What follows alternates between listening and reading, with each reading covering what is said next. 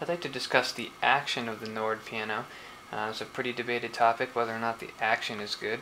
I personally feel that it's a very good action on a digital piano. In terms of where it stands with other digital pianos, I believe, to my experience, the most superior action I've felt is the Roland RD700NX. It has ivory textured keys, or fake simulation of it, that I believe feels very nice, and the key weight and the key mechanics of that piano are very good. The Nord has a plain plastic coated key. These keys, the darker keys, the flats and sharps, have a slight texture to it, which is nice, but overall it's just a basic plastic feel to the keyboard. The weight is pretty similar to the RD700NX, however possibly a little bit lighter, but it's mainly a different feel because of the lack of mechanical action. If you're used to the RD700 series, you'll know that it has a simulated mechanic feel to it underneath the key. When you press a key, it gives you that simulation of the levers and the mechanics going on a real piano. The Nord is just a straight plastic key.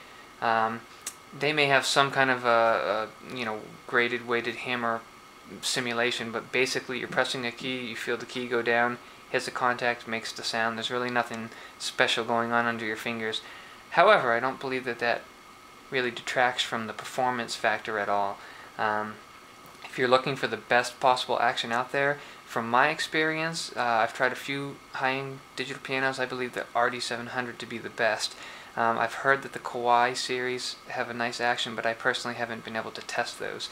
I believe that the Nord piano action is pretty close to the Roland series. Other than the feel and the mechanics, it has a very good instrument connection, you might hear people say on online forums and whatnot, but it really does have an accurate sense of dynamics. When you press a note softly or somewhere between soft and loud, or slam on it very hard, you get a sense that the resulting sound is that exact dynamic. It has a very natural velocity curve. It doesn't feel fake in any sense, so when you're playing with a lot of emotion, I feel that the action of this keyboard allows that emotion to come through in your performance. Last but not least, the noise of the keyboard.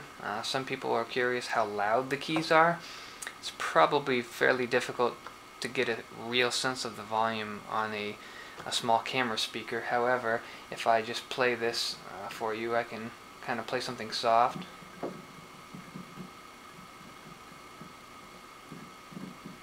To something loud.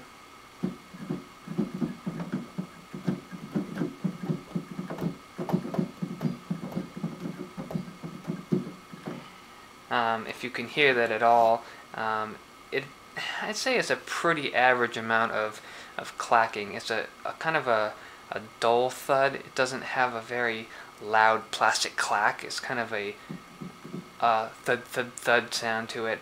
I come from an old Roland EP9, and my EP9 was louder, so I would consider this average. I haven't had a chance to try the RD700 in a quiet room. It may be a little bit quieter, and that may actually be due to the dynamics of the mechanics underneath it. However, I would say it's probably in the center range. It's not very quiet, but it's not very loud. So if the noise of the action is a factor, whether or not someone's sleeping next to you, I'd probably say this shouldn't be in the room with you. If someone's trying to sleep right next to you in a quiet room, it's probably going to keep them up unless they're a very heavy sleeper. But in general, compared to other keyboards, I wouldn't say that it stands out as being louder. So that concludes the review of the action, and stay tuned for further in-depth features.